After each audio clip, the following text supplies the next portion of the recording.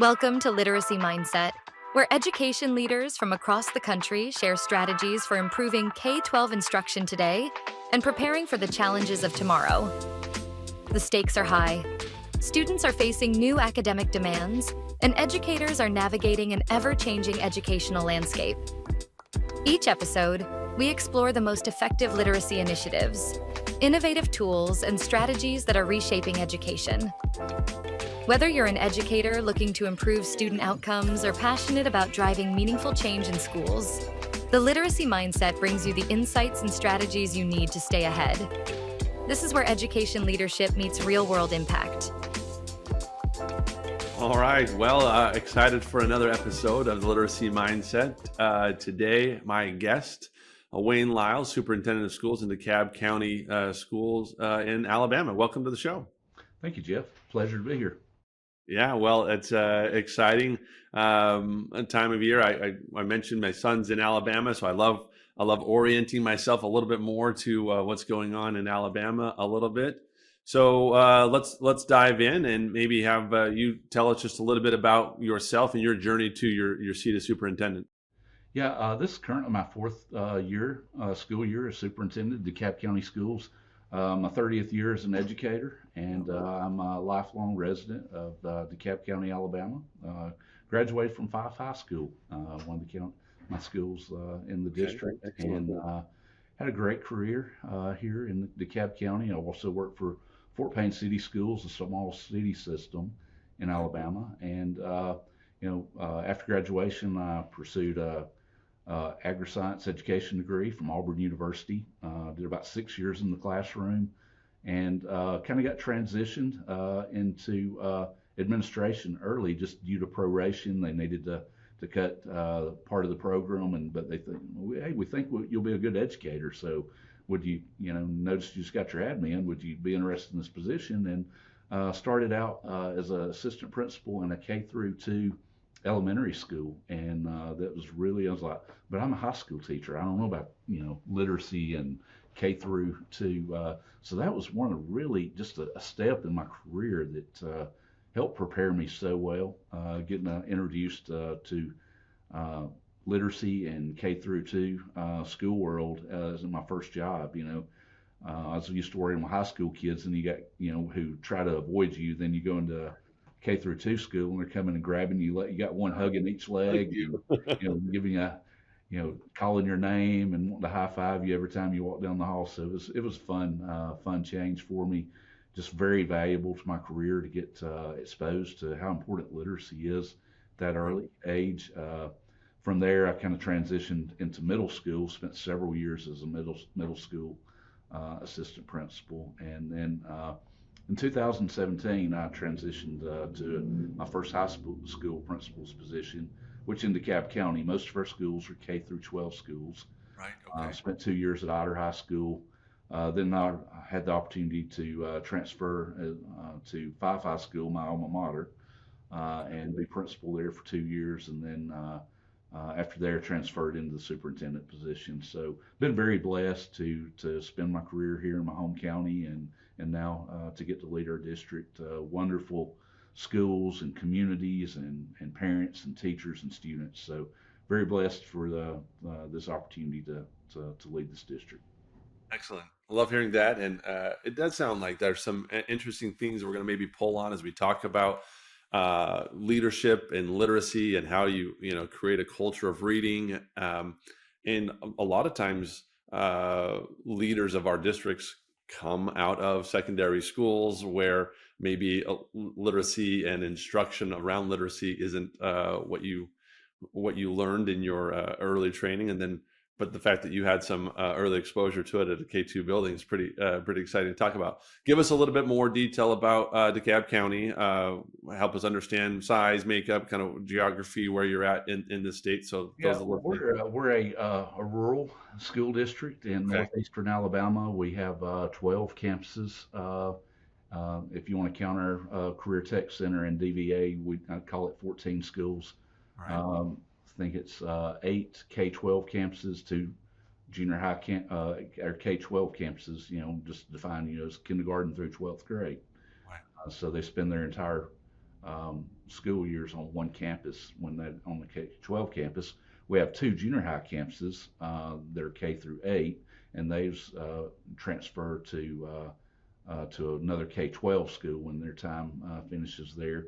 Then we have Crossville that has standalone elementary, middle, and high school campuses there. We have we stay around 8,500 student enrollment K through 12, around 700 certified teachers and 1,150 total employees here in DeKalb County. We kind of grow our own teachers. Most of our teachers are from DeKalb County.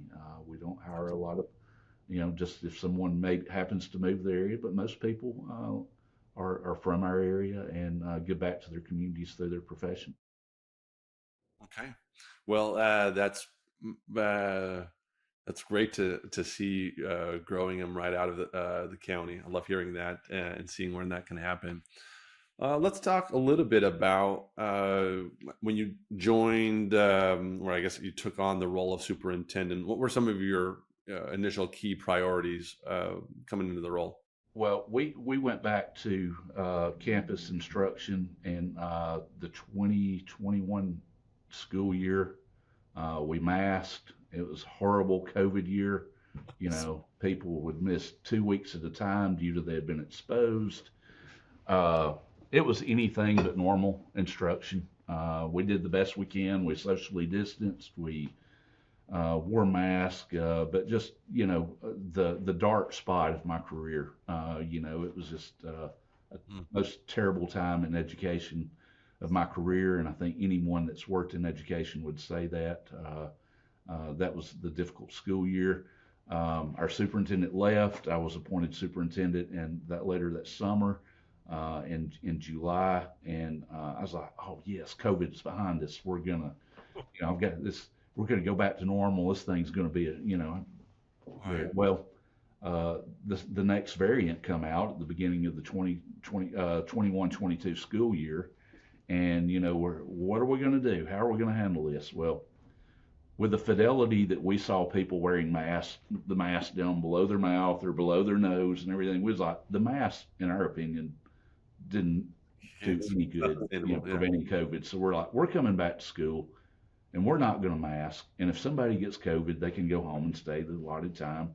What we need to do, whatever they need to do, but we're going to go back and we're going to try to have school as normal as possible in 21-22. We wanted COVID to be a speed bump, not a valley to cross. And sure. So we have attacked it since 21 or 22. Yeah, it's 21-22 school year. Just the best we can to try to close the gap for learning loss, and I think we're super excited. The nation's recovery report card, said we were, the highest performing school district in the state, along with Hoover, which Hoover is kind of an affluent community compared to rural DeKalb County there. So we feel like for the resources we've had to be recognized for one of the most high achieving districts in the state. On the nation's recovery report card. We're very excited that we're receiving notice for the hard work that's been put in since that day, really.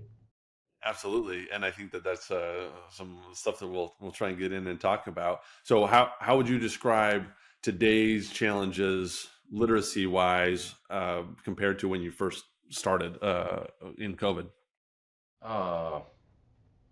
Well, we've done so many things like after school literacy camps, summer literacy camps that, we took a lot of action to close the learning loss, but people are tired.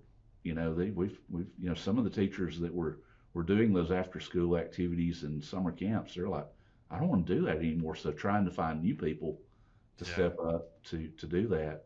Interesting. And then, we are in the face of, it hasn't hit our district terribly, but it is a worrisome thing for me, the shortage of available teachers in the district. So every retirement becomes a little more difficult to fill, especially in elementary. In DeKalb County, we used to have maybe 20, 25 applicants for every elementary teaching position, and sometimes we don't know who the next hire is going to be when it comes around. So that is a challenge, a challenge these days. The staffing and Quality teachers teacher that, burnout.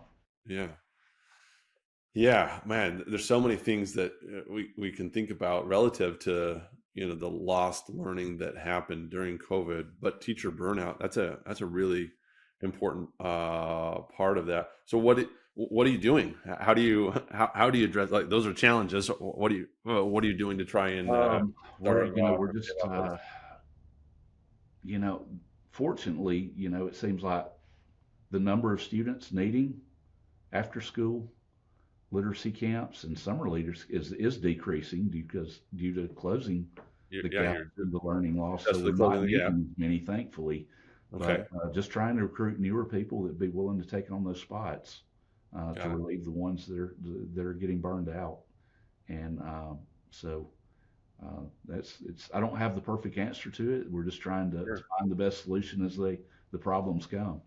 Well, that's what's fun about getting together and talking with so many of us across the country. We're all working on, a number of different ways to try and solve this. So we love hearing, just the efforts that are being made on your end. Okay, so just walk us through structurally. You got a core curriculum that's mostly identified by the state, correct? And how you roll out Yes. policy curriculum wise, right? Yes. Alabama has uh, taken offense to being in the bottom 40s for years and years, uh, and I believe it was 2020 passed the Literacy Act and put a lot of emphasis on raising the bar for literacy and K through 3 education. We now have a retention piece for third grade. If a student's not at grade level at third grade, they could be retained. Okay, cool. So we have risen to the occasion. Really, the same number of retainees were retained in DeKalb County last year as they would have been any other year. So That's great. the Literacy Act really didn't raise that number. And I think throughout the years you see students in K through 3 that there comes a decision time. We think it'd be best that he stays and repeats this grade just for his overall academic career to get better in literacy at that point. So we make those decisions every year, and other than maybe working harder and making sure we didn't have more retained in third grade than normal. Um, it's I feel like we rose to the occasion that the Literacy Act raised the bar for us, and very proud of the leadership and ARI for giving us PD and guidance along the way. We currently have all of our teachers LETRS trained, which is Okay. recommended by AR. We adopted it as our framework for reading as our district. Our teachers have completed that training and embraced it, bragged on LETRS, how it's made them better teachers. And we're seeing good things in our classrooms from reading instruction since they've all become letter trained and adopted the format that the LRI is kind of controlled and implemented in all our classrooms in Alabama.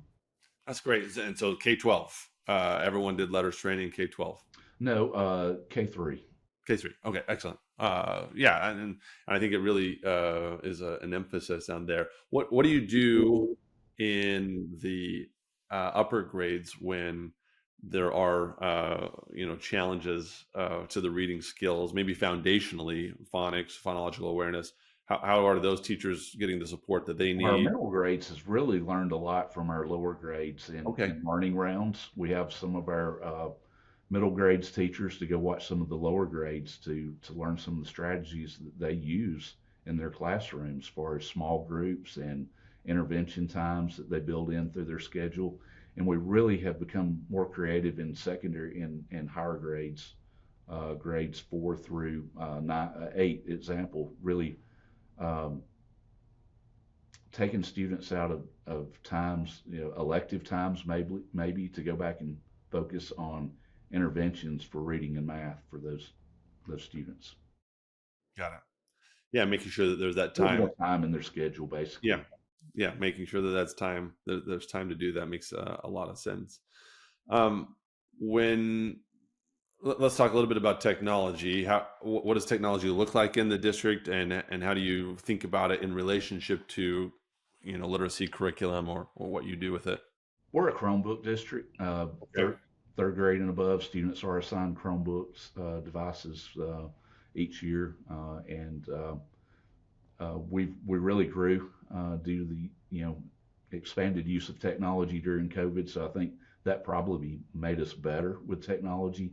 We have smart boards and all kinds of resources in our teachers for instruction as well, and we have technology. We had two technology coaches. We're down to one throughout the district to help implement new apps and strategies through technology that can improve classroom instruction and enhance student learning too. We've made an investment through in our district through those coaches and try to push out new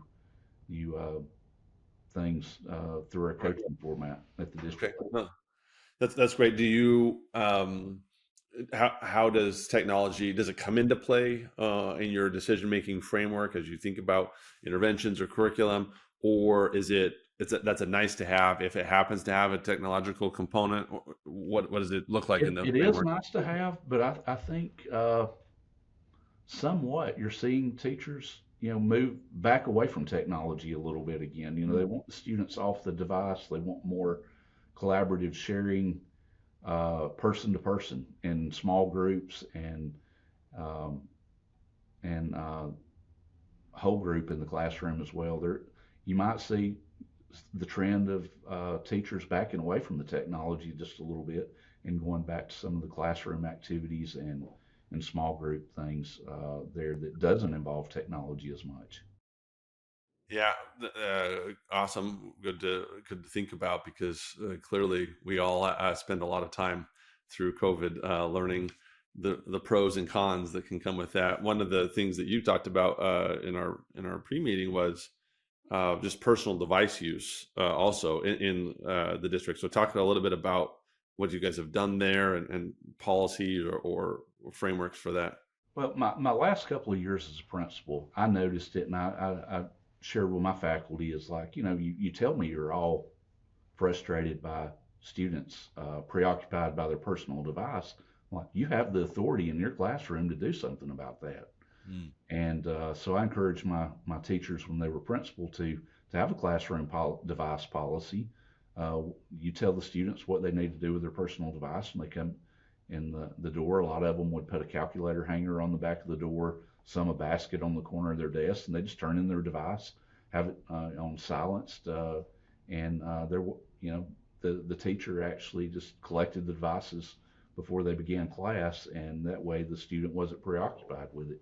So it worked well for the teachers that did that on my campus. So when I became superintendent, I directed that in the beginning of the year school email to the staff of the district, and it's been everyone's been doing better and better with it each year, and I think it's taken a lot of the frustration of the teachers.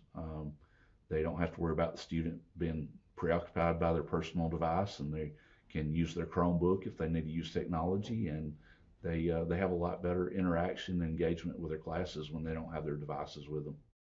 Yeah.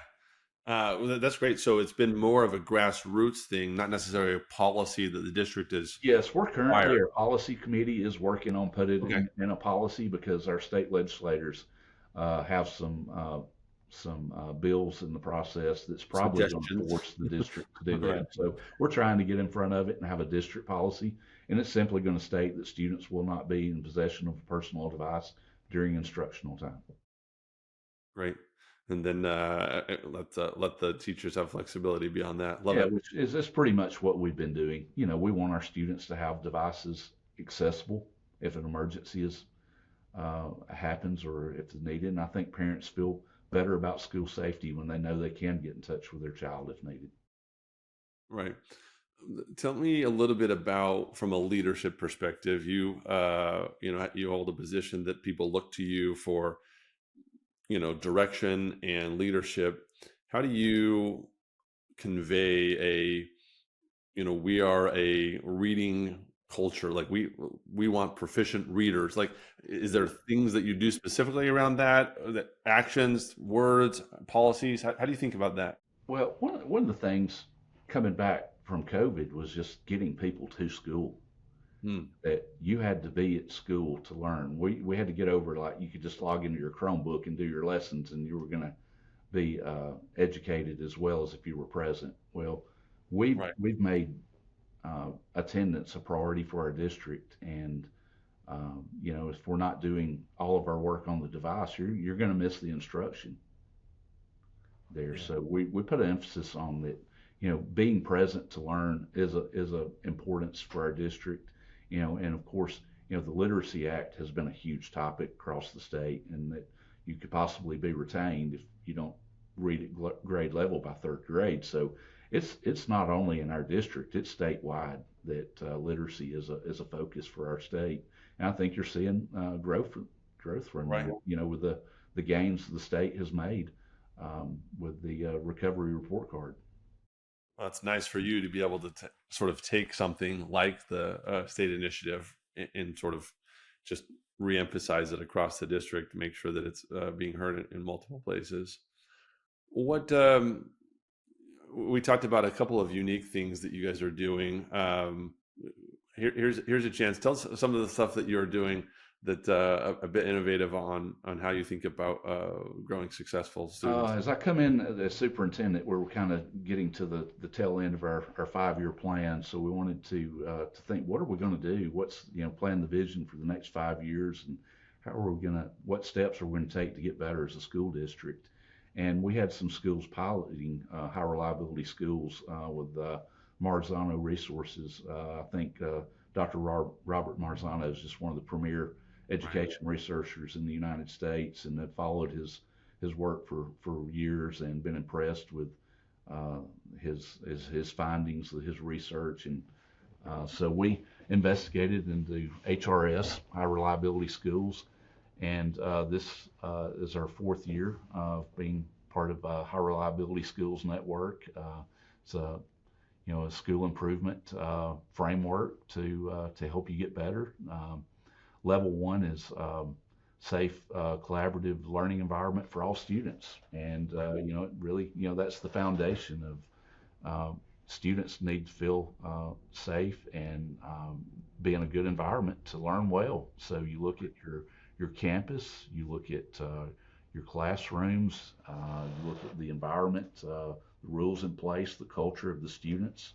Are they treating one another with respect? And do we have the necessary steps in place for them to report it if they're not, and plan of action to help them if they're not? And also looks at the student's mental health aspect, all aspects of student safety and well-being are in level 1. And if you have Base level of that, right? you create a good learning environment, then you focus on level 2, effective teaching in every classroom, equitable teaching, and that everyone has the same learning opportunities, and that your teachers are receiving proper training and know what to do.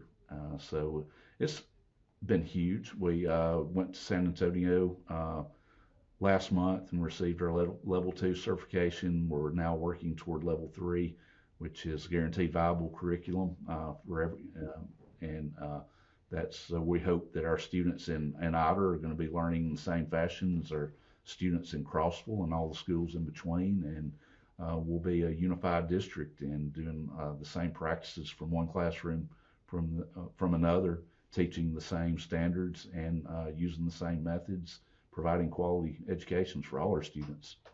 Right. Do you find unique challenges being sort of a rural-based, county-wide district, providing that equity? Like, how do you make sure that can happen across all? Like I said, we have 2 communities in particular have very high EL populations. That's Crossville and Collinsville. So they have some of the resources that our other schools don't have with EL staff to provide more support during intervention time and MTSS. But the state's now providing us auxiliary teachers for K through 2 classrooms to provide some extra support in those classrooms that are not EL classrooms for students. So, everyone is not equal across the district, but we provide, the best opportunities we can for all students with the resources provided, according to the populations they have. And, sometimes we provide extra resources through our Title I allotment and budgets as well. Right. So we in each Title I team, each school has the ability to decide what's going to be the best way to spend those dollars and to assist those students. Got it. Okay. So sort of creating a framework for it to happen, and then letting some degree of flexibility for each school in HRS has their high reliability schools team, and they collect data through parent surveys, student surveys, faculty surveys, and then you just look at some of the data that's accessible, your state assessments, your attendance data from the school level, all kinds of things. That team analyzes it, kind of goes from there to address, you can recognize your strengths, but certainly address your weaknesses from collecting the data from HRS. Okay. Excellent. Well, we've covered a bunch of topics and some exciting things that are going on in DeKalb. I love hearing it, and I appreciate you taking time. Maybe a final question for you. It's my common final question, but I love to hear people pull out their crystal ball and talk us through a little bit about what you think that you can see 5 to 10 years out, that because of where you sit today, is maybe something is going to stay the same and you feel really good about that, or there's something that is going to change and it needs to change. Kind of help us with your crystal ball here, view of the future. I think what you see in education now is education is becoming about choices. I think you see some people homeschool, private school, public school, and I think you might start to see some forms of hybrid variations of that in the future, especially with career technical education. But I certainly think, learning needs to be individualized. And I think I'm thinking that AI might assist us in that, that we could get some learning plans from, AI that's going to help us provide modifications and supports for students that could be an aid to us. I've recently, been researching AI in education, and I think you're going to have to adopt it or you're going to get left behind. Right. Because it's here. I think it's only going to continue to grow, and I think you need to use it as a beneficial tool to you, not just worry about how you're going to prevent students to use it or from using it. So I think that's one reason you're starting to see teachers pull away from technology in the classroom, maybe going back to pencil and paper, and as well, it's when they have to write it out by hand, it's hard to get it AI generated or copy and pasted. So I think you're seeing sort of a reversion back to some of the old school forms of teaching, but the lessons could be planned by the teacher with AI. So Okay. I think we're going to see a very interesting next 5 to 10 years with a lot of changes. So maybe a mixed bag of technology use over the next 5 to 10 years. Some of it pulling back, some of it leaning in and using it maybe in different ways. Okay. Yeah, certainly.